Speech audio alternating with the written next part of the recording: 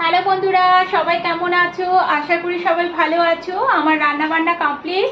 আজকে শনিবার, চলো নিরামিষ রান্নাগুলোই করেছি। চলো দেখিয়ে দিই তোমাদের কি কি রান্না করলাম।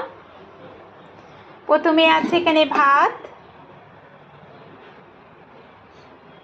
এখন মিষ্টির বাবা ডিউটি যাবে, ওই জন্য তাড়াহুড়ো করেই করলাম। আর এখানে আছে তেঁতোর ডাল, করলা দিয়ে, আর মুগ ডাল, আদা, শুকনো লঙ্কা আর গোটা সর্ষে, জিরে এইসব ফোড়ন দিয়ে। এটা হচ্ছে তেঁতুর ডাল। এখানে আছে বিটরুট না, সরি, এটা গাজর আর বরবটি আলু দিয়ে অল্প একটু করে ভাজা করেছি, মানে বেশি ভাজা করিনি।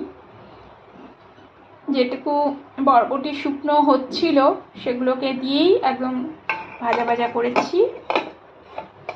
আর এখানে আছে পোস্ত, ঝিঙে আলু পোস্ত, পেঁয়াজ দিয়ে। নিরামিষ খাই, কিন্তু আমরা পেঁয়াজ রসুনটা খাই, মিষ্টির বাবা না তো খেতে পারে না। ঝিঙে আলু পোস্ত। আর এটা হচ্ছে শেষ পাতে দই। এই সিম্পল রান্না। সোমবারে একদমই নিরামিষ খাই একটা দিন, তাও মিষ্টির বাবার একটু কষ্ট হয়ে যায়, কিন্তু শনিবারটা একদম খেতেই চায় না।